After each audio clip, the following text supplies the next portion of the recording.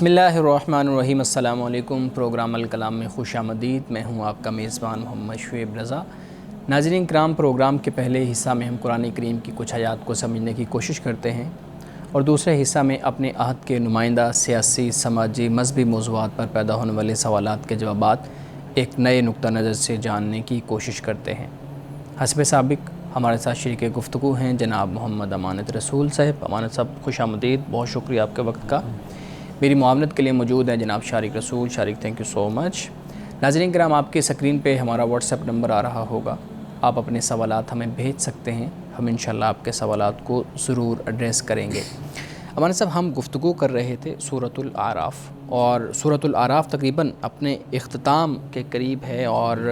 ہم نے 198 نمبر آیت تک اپنی گفتگو جو ہے نا وہ مکمل کی تھی۔ آج 199 آیت سے ہم نے شروع کرنا ہے، اپنی گفتگو کا آغاز کیجیے۔ بسم اللہ الرحمن الرحیم۔ خذ العفو وامر بالعرف واعرض عن الجاہلین۔ یہ واحد کا صیغہ ہے، یعنی رسول اللہ صلی اللہ علیہ وسلم سے اللہ سبحانہ و تعالیٰ خطاب فرما رہا ہے کہ آپ درگزر کریں اور نیکی کا حکم دیں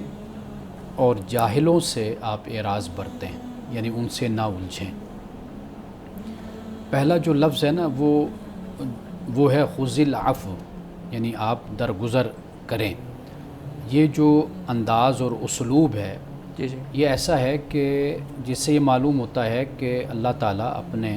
رسول صلی اللہ علیہ وسلم سے یہ فرماتا ہے کہ اس میں کوئی شک نہیں ہے کہ جو مخالفین ہیں، کفار ہیں، ان کا جو رویہ ہے وہ بڑا سخت ہے اور پرتشدد رویہ ہے اور بہت ہی غلط رویہ ہے، لیکن آپ درگزر سے کام لیں۔ اور ویسے بھی جو درگزر ہے، معافی ہے، یہ اعلیٰ اخلاق میں سے ایک صفت ہے۔ یہ بھی بالکل بے شک قرآن مجید نے اس کو بیان کیا ہے۔ مثال کے طور پر آپ دیکھیے اللہ پاک کس طرح انسانی نفسیات کو خطاب کرتا ہے کہ وَلْيَعْفُوا وَلْيَصْفَحُوا أَلَا تُحِبُّونَ أَن يَغْفِرَ اللَّهُ لَكُمْ، کہ انہیں چاہیے کہ یہ معاف کریں، درگزر کریں۔ کیا نہیں تم پسند کرتے؟ کیا یہ لوگ پسند نہیں کرتے یا تم نہیں پسند کرتے کہ اللہ تمہیں معاف کرتے؟ تو جب آپ ہم سب یہ چاہتے ہیں، پسند کرتے ہیں کہ اللہ ہمیں معاف کر دے، تو پھر ہم بھی اللہ کی اس صفت کے مطابق ہم بھی عمل کریں اور اللہ کی مخلوق کو معاف کر دیا کریں۔ تو لہٰذا یہ جو معافی کا ایک اور مقام پر قرآن پاک نے 3 باتوں کو بیان کیا ہے،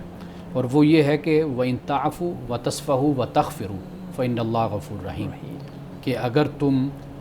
درگزر کرو گے، اگر تم معاف کرو گے، بخش دو گے، تغفروا کے بھی الفاظ ہیں، اور پھر آگے کہا فإن اللہ غفور رحیم، بے شک اللہ تعالیٰ غفور رحیم ہے، بخشنے والا، رحم کرنے والا ہے۔ تو گویا کہ اللہ سبحانہ و تعالیٰ اپنی بخشش اور اپنی مغفرت کی جو نوید سناتا ہے، خبر سناتا ہے یا خوشخبری دیتا ہے، یہ ان لوگوں کو دیتا ہے کہ جو زمین پر اللہ کی مخلوق کے ساتھ معافی اور درگزر کا معاملہ کرتے ہیں۔ وہ جو رسول اللہ صلی اللہ علیہ وسلم کا ارشاد ہے ارحم من فی الارض یرحمک من فی السماء، کہ تم زمین پر رہنے والوں پر رحم کرو، جو آسمان میں وہ تم پر رحم کرے گا۔ تو لہٰذا اس بات کی ہمیں تلقین کی جاتی ہے کہ ہم معافی اور درگزر کا رویہ ہمیشہ اختیار کیے رکھیں، اس کو اپنائیں۔ تو رسول اللہ صلی اللہ علیہ وسلم کو بھی اللہ سبحانہ وتعالیٰ یہی تلقین فرماتا ہے، اور آپ کے ذریعے سے، واسطے سے در حقیقت اللہ سبحانہ وتعالیٰ رسول اللہ کی امت کو، مسلمانوں کو یہ تلقین فرماتا ہے کہ وہ عفو سے، درگزر سے کام لیا کریں۔ اچھا، اس سے آگے جو فرمایا، میں پہلے یہ ایک آیت مکمل کر لوں، تو وامر بالعرف، فرمایا کہ عرف کی یعنی نیکی کا حکم دو۔ امر کا جو لفظ ہے نا عربی زبان میں، یہ نصیحت کے لیے بھی استعمال ہوتا ہے، مشورے کے لیے بھی اس کو استعمال کرتے ہیں، حکم کے لیے بھی استعمال اس کو کرتے ہیں، یعنی یہ مختلف معنوں میں استعمال ہو رہا ہے۔ مختلف، یعنی یہ آپ یوں سمجھ لیجئے کہ جو انسان کی اپنی حیثیت ہے، مرتبہ ہے، وہ اس کو متعین کرتا ہے، یا دوسرے جو مخاطب ہے اس کو اس کے مطابق متعین کرتا ہے۔ یعنی یہ لفظ کا معنی دیکھ کے متعین کیا جائے گا کہ یہاں پہ کون سا معنی لینا ہے، مشورہ کا لینا ہے، حکم کا لینا ہے، یا نصیحت کا لینا ہے۔ تو ہم امر کا جب لفظ بولتے ہیں، ہمارا خیال یہ ہوتا ہے کہ شاید اس کا مطلب صرف اور صرف حکم ہے، تو حکم صرف نہیں ہوتا، مشورہ بھی ہوتا ہے، نصیحت بھی ہوتا ہے۔ تو یعنی فرمایا کہ آپ نیکی کی نصیحت کریں یا نیکی کا آپ حکم دیں۔ اب عرف جو لفظ ہے نا، قرآن مجید میں معروف کا لفظ بھی استعمال ہوا ہے،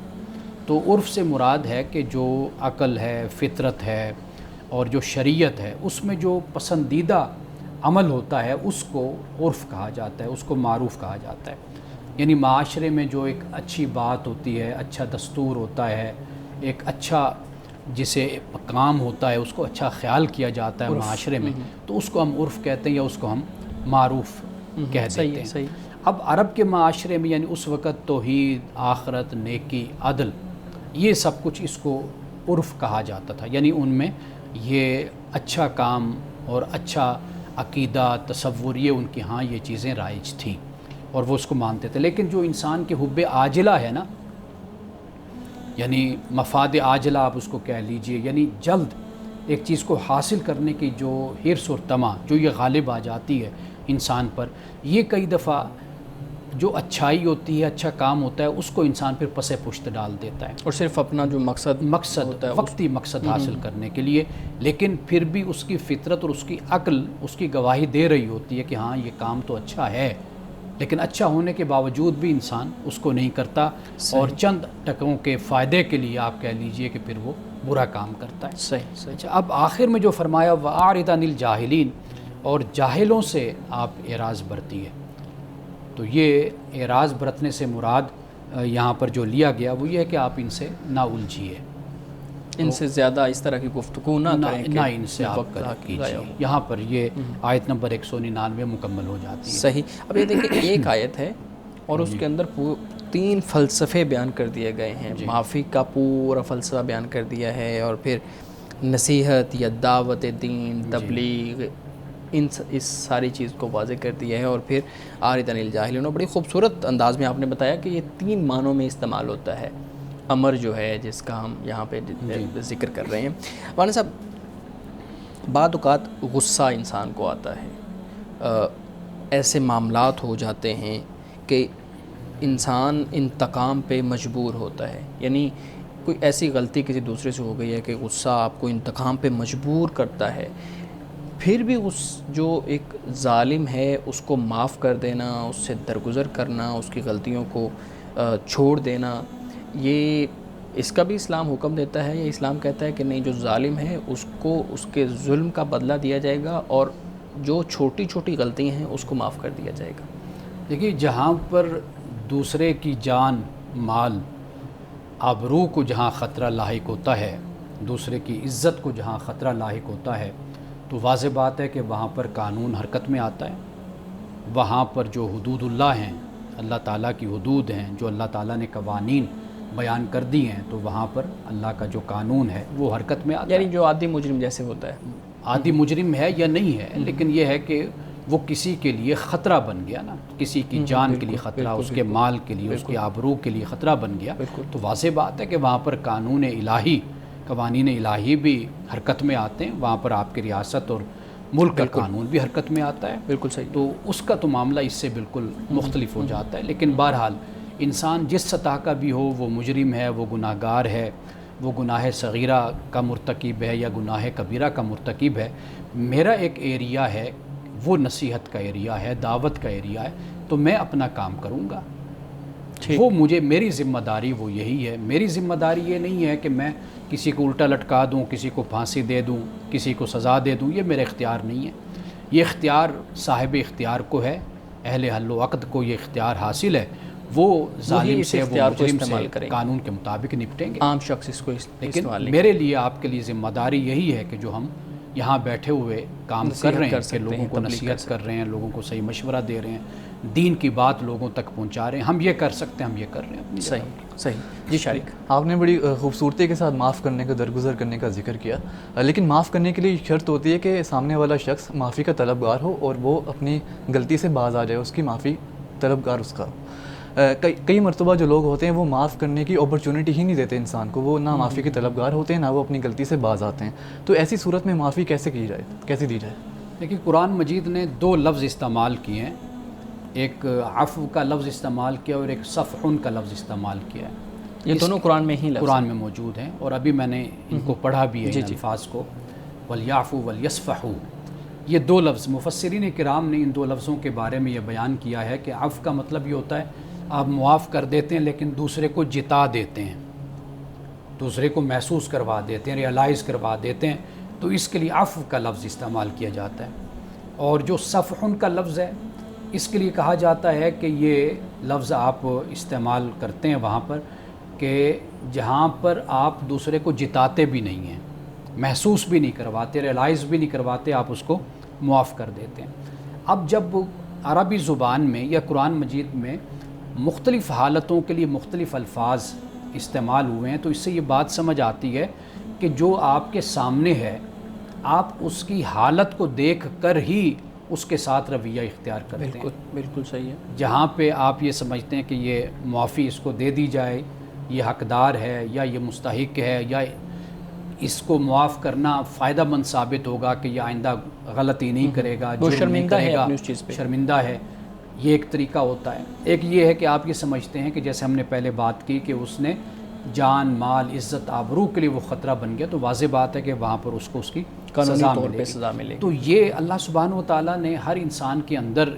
ایک فلٹر جس کو کہتے ہیں، جس سے وہ جج کر لیتا ہے، پرکھ لیتا ہے، اس حساب سے وہ عدل کے ساتھ اور انصاف کے ساتھ اور پورے محاسبے کے ساتھ وہ قدم اٹھاتا ہے۔ یعنی مجھے بھی مثال کے طور پر اگر میرے ساتھ کسی نے زیادتی کی ہے تو مجھے بھی کبھی بھی اپنے جذبات سے مغلوب ہو کر اور انتقامی جذبے سے مغلوب ہو کر اس کے ساتھ زیادتی نہیں کرنی چاہیے،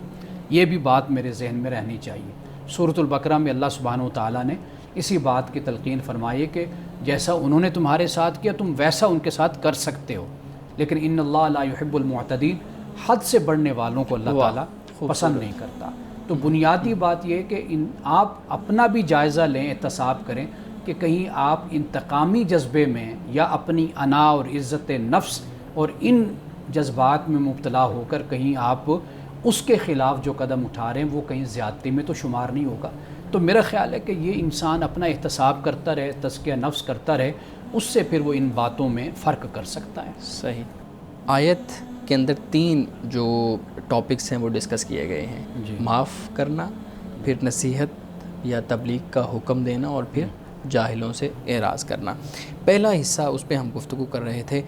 رسول اللہ صلی اللہ علیہ وآلہ وسلم کی سنت کو، سیرت کو اگر ہم دیکھیں تو ہمیں 20 مطلب آپ کی زندگی کے ہر پہلو سے ہمیں یہ مثال ملتی ہے کہ آپ نے درگزر کیا اور کتنے مشکل حالات میں بھی آپ نے چیزوں کو درگزر کیا۔ لیکن ہمارے ہاں کچھ روایات بیان کی جاتی ہیں اور پھر اسکالرز ان روایات کی جب تشریح کرتے ہیں تو وہ کہتے ہیں کہ رسول اللہ صلی اللہ علیہ وآلہ وسلم کے بارے میں یہ جو کہا جاتا ہے کہ آپ نے سب لوگوں کو معاف کر دیا، ایسا نہیں ہے، بلکہ 3 افراد ایسے تھے جن کے بارے میں رسول اللہ صلی اللہ علیہ وآلہ وسلم نے فرمایا کہ اگر وہ کعبے کے غلاف میں بھی چھپ جائیں، آ کے اس کے ساتھ بھی لپٹ جائیں تو ان کو معافی نہیں ہے۔ اگر میں غلط نہیں ہوں تو اس طرح کی روایت بیان کی جاتی ہے، اور پھر اس کو بیان کیا جاتا ہے کہ رسول اللہ صلی اللہ علیہ وسلم کی وہ گستاخی کرتے تھے اس لیے ان کو یہ سزا دی گئی تھی۔ آپ کی اس روایت پہ کیا رائے ہے؟ قرآن مجید جب ہم پڑھتے ہیں نا، قرآن مجید نے 2 باتیں بیان کی ہیں جن پر سزا ملتی ہے، انہیں آپ آسان زبان میں آپ جنگی جرائم آپ کہہ سکتے ہیں۔ صحیح۔ قرآن مجید نے بیان کیا ہے ایک تو فساد فی الارض، زمین میں فساد پھیلانا، ٹھیک ہے، یعنی اپنے ملک میں، اپنے معاشرے میں۔ وہ فساد سے مراد یہ ہے کہ جیسے کسی کی جان یا بغاوت لے لینا، قتل کر دینا، آبرو ہے، مال ہے، یعنی کسی کی کوئی چیز محفوظ نہ ہو صحیح، کسی انسان سے یا گروہ سے، جتھے سے، تو وہ فساد فی الارض کا ارتکاب کرتا ہے۔ یا کسی کی جان جب لے لی جاتی ہے، کوئی قاتل ہوتا ہے تو پھر اس کو مقتول کے بدلے میں اس کو قتل کیا جاتا ہے۔ صحیح۔ رسول اللہ صلی اللہ علیہ وسلم نے جن کو سزا دلوائی تھی یا آپ نے حکم جاری کیا تھا، یہ در حقیقت وہ لوگ تھے کہ جو جنگی جرائم کا جنہوں نے ارتکاب کیا تھا، یعنی ان سے کسی عورت کی، ماں، بہن، بیٹی کی عزت محفوظ نہیں تھی، کسی کی جان محفوظ نہیں تھی، کسی کی آبرو محفوظ نہیں تھی، کسی کا مال ان سے محفوظ نہیں تھا۔ تو یہ جنگی جرائم کے چونکہ مرتکب ہوئے اور اس وقت حالات بھی ایسے تھے، تو اس لیے رسول اللہ صلی اللہ علیہ وسلم نے یہ حکم جاری فرمایا تھا۔ صحیح۔ اور یہ بات یاد رکھیے کہ رسول اللہ نے اپنے ذاتی جو دشمن تھے، جنہوں نے آپ کو تکلیف پہنچائی تھی، ان کو آپ نے معاف کر دیا تھا۔ لا تثریب علیکم اليوم، بالکل، آپ نے فرمایا تھا کہ آج کوئی ملامت نہیں ہے تم پر۔ لیکن جہاں پہ معاملہ آتا ہے ریاست کا، جہاں پہ معاملہ آتا ہے عوام کا، لوگوں کے حقوق کا، لوگوں کے حقوق کا، اور جو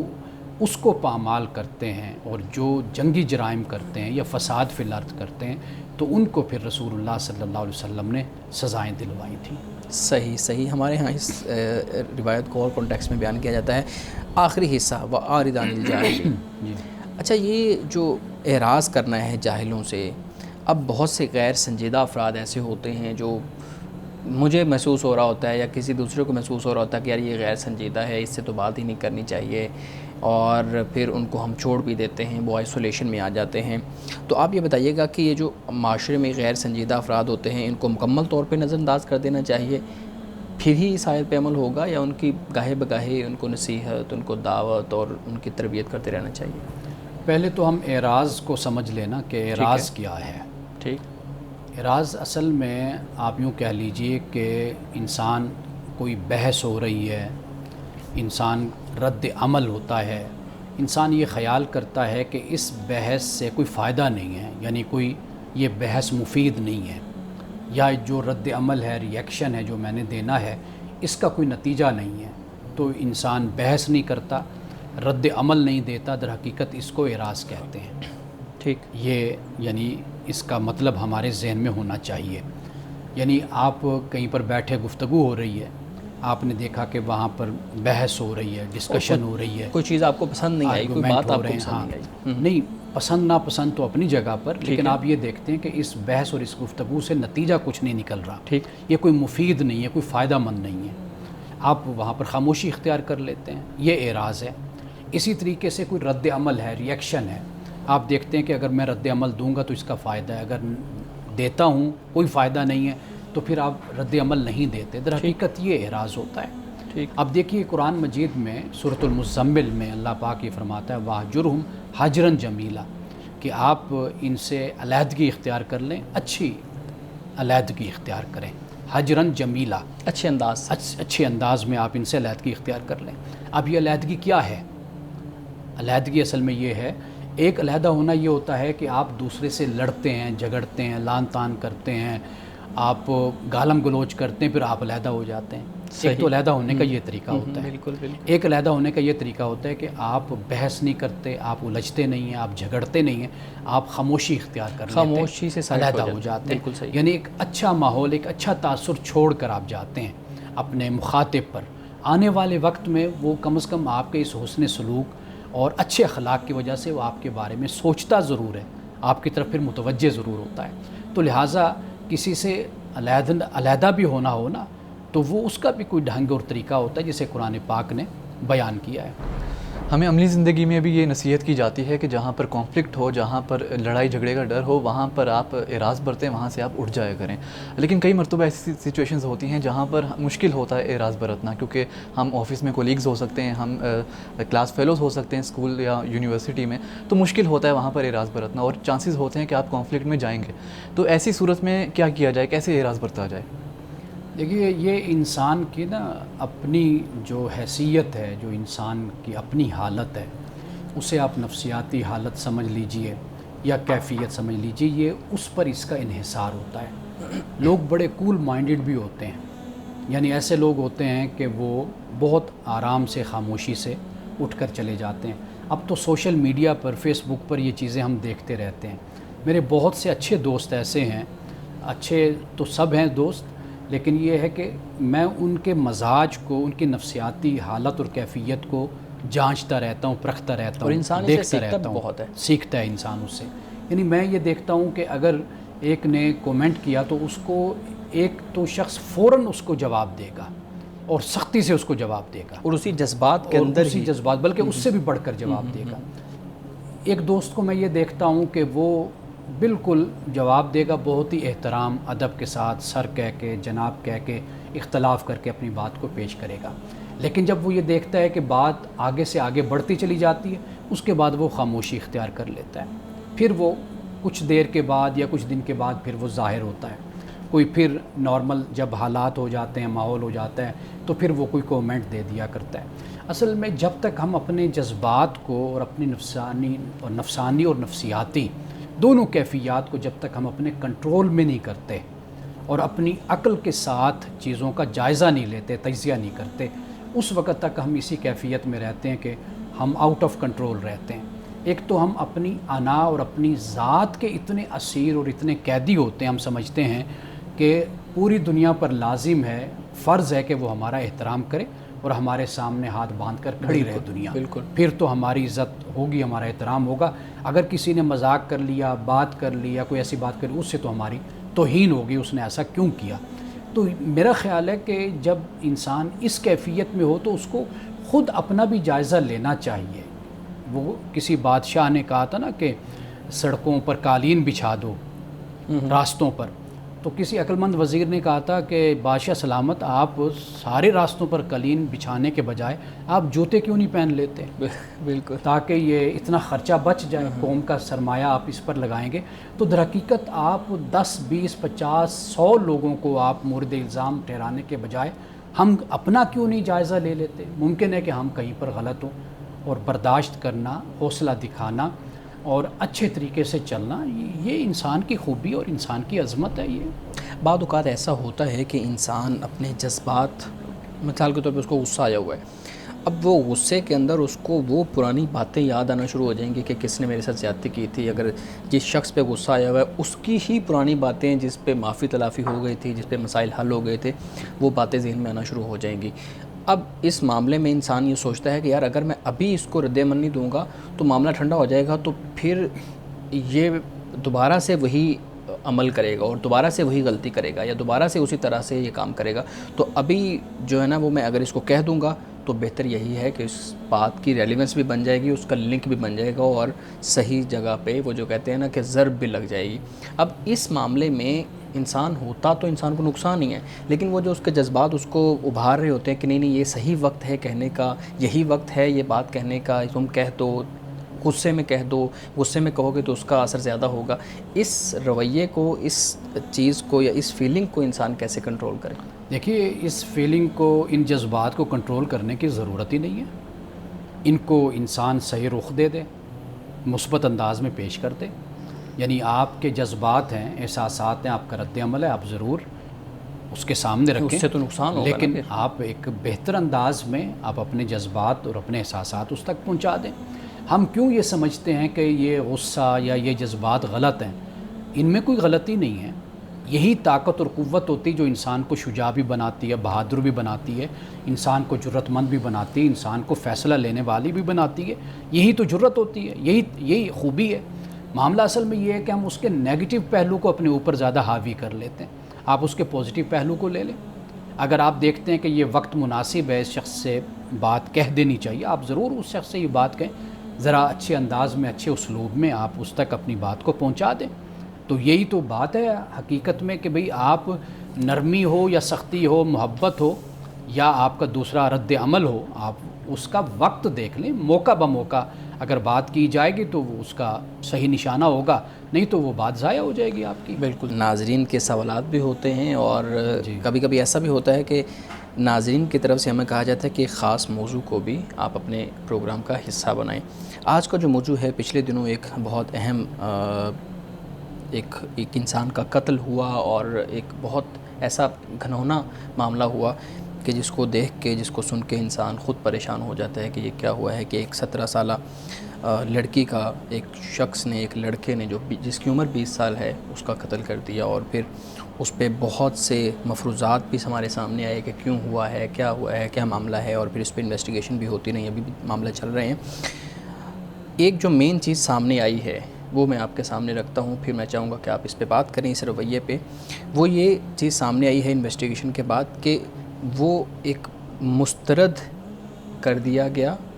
یعنی کسی چیز کا اظہار ہوا، دوستی کا اظہار ہوا یا تعلق بنانے کا اظہار ہوا، اس کے بعد مسترد کر دیا گیا، اور اس کو برداشت نہ کرتے ہوئے اس نوجوان نے اس لڑکی کو، اس 17 سالہ بچی کو گولی مار دی اور اس کی جان لے لی۔ اب یہ جو پورا معاملہ ہے، آپ بتائیے گا کہ یہ معاملہ ہمیں کس طرف لے کے جا رہا ہے؟ اس طرح کے واقعات دن بدن بڑھتے جا رہے ہیں، اور یہ جو مسترد ہوں کہ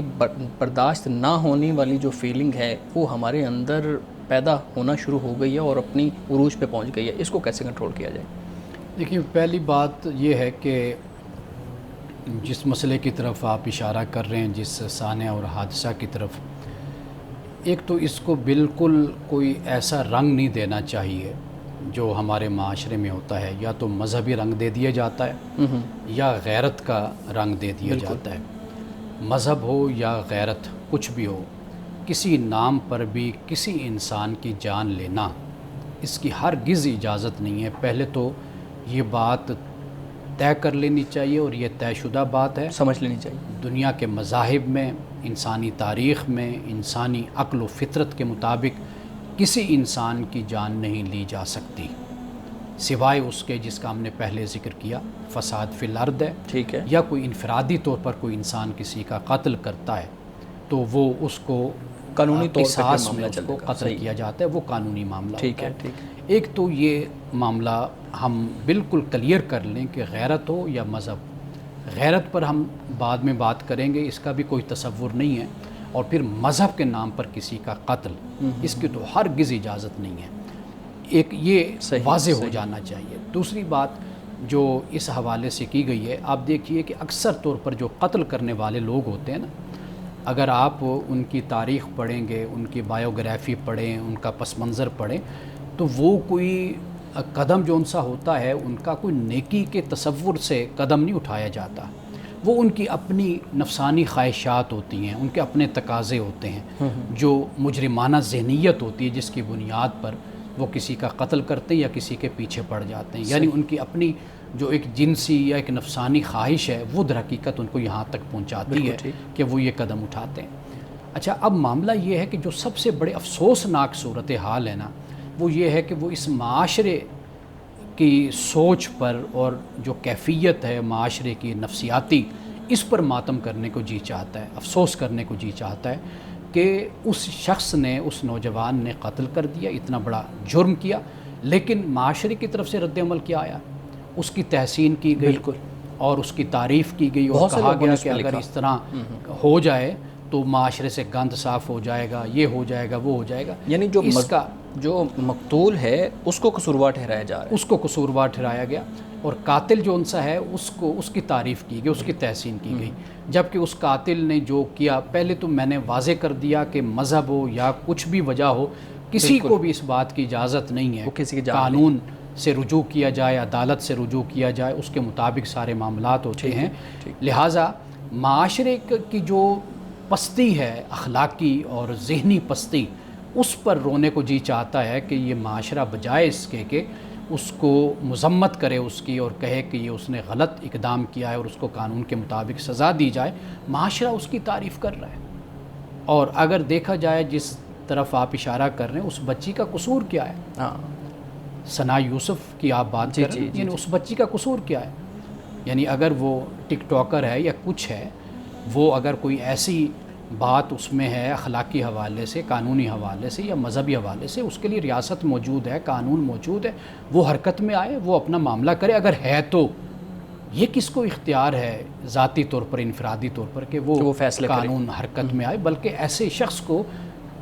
اس طریقے سے سزا دی جانی چاہیے کہ یہ پورے معاشرے کے لیے عبرت کا نشان بنے، تاکہ آئندہ کوئی شخص بھی مذہب اور غیرت اور اس طرح اپنی ذاتی خواہشات کی بنیاد پر کسی کا قتل نہ کرے۔ صحیح، جی شاید جب بھی اس طرح کے واقعات معاشرے میں دیکھنے کو ملتے ہیں، چاہے وہ خواتین پر تشدد کے ہوں یا خواتین کے قتل و غارت کے ہوں، تو ایک آرگیومنٹ جو پیش کیا جاتا ہے وہ یہ ہے کہ کیا تمام تر اس ضمن میں تمام تر ذمہ داری مردوں پر عائد ہوتی ہے، یا خواتین کی بھی ذمہ داری ہے کہ وہ بھی احتیاط برتیں اور سوشل میڈیا پر اپنی ذاتی زندگی کی نمائش نہ کریں؟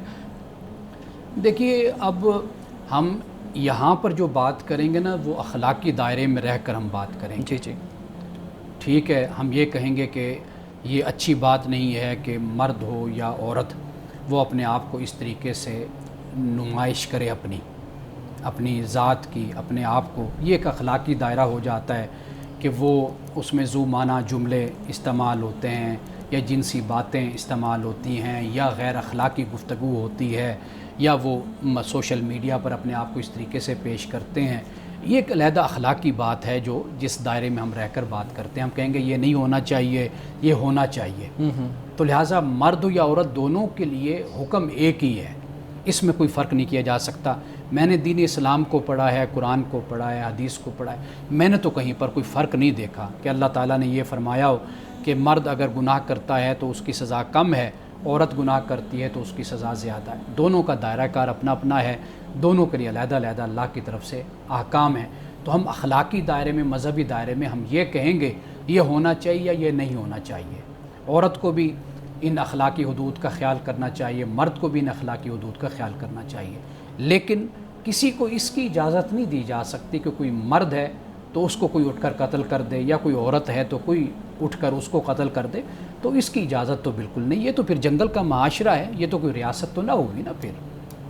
عورتوں پر ظلم کے حوالے سے، ان کی قتل و غارت کے حوالے سے، تو ایک وجہ جو بیان کی جاتی ہے لوگوں کی جانب سے وہ یہ ہے کیونکہ ہماری سوسائٹی پیٹریارکل ہے، پدر شاہی نظام ہے یہاں پر، اور عورتوں کو آزادی حاصل نہیں، یہی وجہ ہے کہ ہمارے ہاں عورتوں پر ظلم دیکھا جاتا ہے۔ لیکن اس کے جو آرگیومنٹ میں کئی لوگ یہ بھی کہتے ہیں کہ یورپ میں بھی جو سوسائٹی ہے وہاں پہ ایسے واقعات دیکھنے کو ملتے ہیں، لیکن وہاں تو پیٹریارکل سوسائٹی نہیں ہے، وہاں پر تو مردوں کی تربیت کی جاتی ہے، ان کو عورتوں کی آزادی کا احترام کرنا سکھایا جاتا ہے، تو پھر کیوں وہاں پر اس طرح کے واقعات دیکھنے کو ملتے ہیں؟ تو کیا یہ کہنا درست ہے کہ ہمارے ہاں اس طرح کے واقعات اس لیے پیش آتے ہیں کیونکہ پیٹریارکل سوسائٹی ہے، مردوں کی تربیت نہیں کی جاتی؟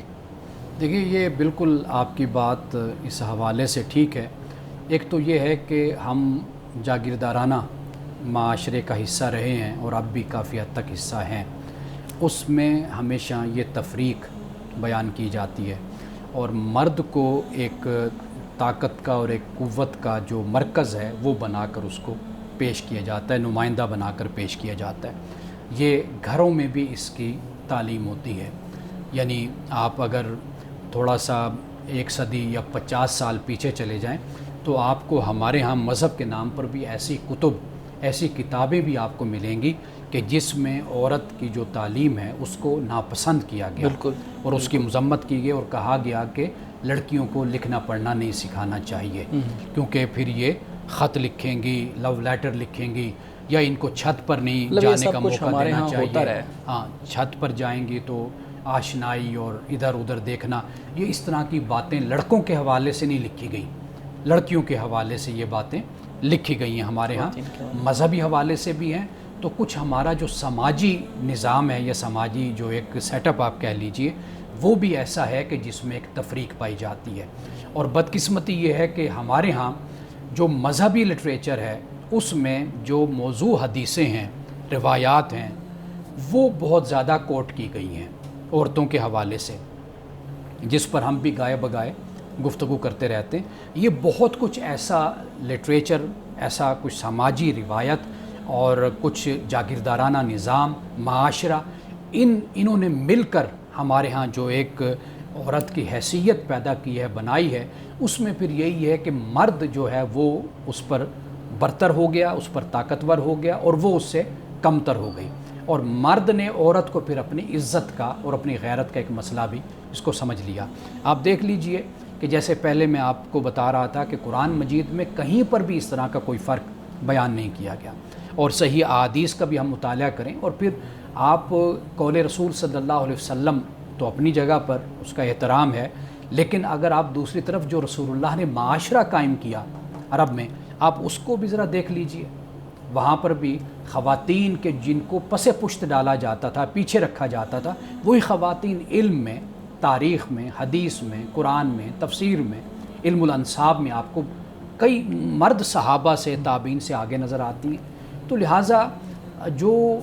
موجودہ صورت ہے مذہب کے حوالے سے جو ہمارے ہاں موجود ہے، اور پھر جو ہمارا سماجی نظام ہے، اور پھر جاگیردارانہ، انہوں نے مل کر جو پھر عورت کی حیثیت کو متعین کیا ہے نا، اس سے یہ سوچ پیدا ہوئی ہے جو آج ہمارے معاشرے میں ہے، اور وہی سوچ ہم لے کے آگے جو ہے نا وہ چل رہے ہیں۔ اس طرح کے واقعات کے پیچھے وہی چیزیں ہوتی ہیں۔ منصب آج کے حدیث مبارکہ بیان کیجیے گا۔ رسول اللہ صلی اللہ علیہ وسلم نے فرمایا کہ شعر کلام کی طرح ہے، یعنی گفتگو اور بات جیسی ہوتی ہے اسی طرح شعر بھی ہے۔ اچھے شعر اچھے کلام کی طرح ہیں اور برے شعر برے کلام کی طرح ہیں، یعنی بذات خود شاعری میں، پوئٹری میں کوئی برائی نہیں ہے، یہ اچھا کام ہے۔ جس طرح کلام انسان کرتا ہے، گفتگو کرتا ہے، گفتگو بھی اچھی ہوتی ہے، بری ہوتی ہے، اسی طرح شاعری بھی اچھی بھی ہوتی ہے اور شاعری بری بھی ہوتی ہے۔ ناظرین کرام، اس دعا کے ساتھ اپنے پروگرام کا اختتام کریں گے۔ اللہ رب العزت حسن کلام اور تاثیر کلام عطا فرمائے، ہماری زبان کے گروں کو کھول دے اور سننے والوں تک خیر کا پیغام پہنچے۔ اجازت دیجیے، خدا حافظ۔